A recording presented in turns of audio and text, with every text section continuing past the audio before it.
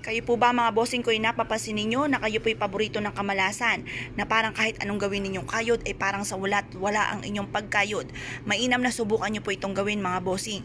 Dumakot po kayo sa inyong baryahan, marami-raming barya ang ating gagamitin. Hugasan nyo po muna ito mga bossing at pagkatapos ay patuyuan sa sinag po ng araw sa umaga. Gawin nyo po ito ng 6:30 or kaya alas 7 at matatapos ang pagbibilad hanggang alas 8 ng umaga ng ating pampaswerte. Pero syempre sa paglilinis po na ating barya, basta't natuyo po yan, pwede na po yan. Lalo-lalo na ngayon, summer, mabilis po yang matutuyo. At pagkatapos ay ilagay nyo to sa isang baso na clear, kita ang loob at kita ang labas. Ganon din po may kasamang bawang. Ang bawang ay isa sa mga pinaka-powerful na panghatak ng swerte. Subok ko na po ito.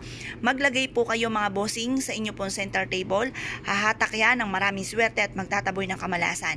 Maglagay ka ng bawang sa inyo pong hapagkainan at yan po ay lagi kang maraming pagkain, lagi kang busog, laging masagana ang pamumuhay.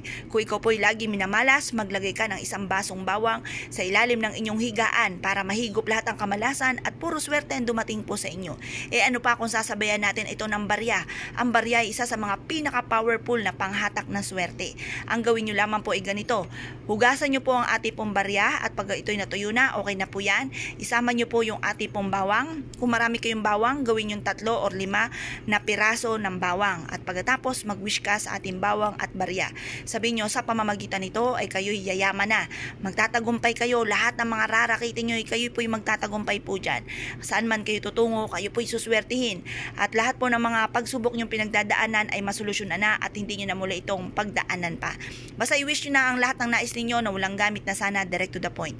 Pagtapos na po kayo mag-wish mga bossing ko, ibilad nyo ito hanggang alas 8 ng umaga.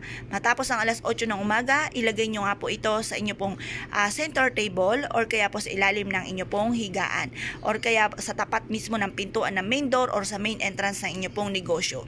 Ang dulot po nito ay napakaswerte. Basta pag hinaluan nyo ng barya, huwag nyo ilalagay sa hapagkainan ninyo dahil mabilis siyang mauubos at lagi kang mamumblema tungkol sa pera.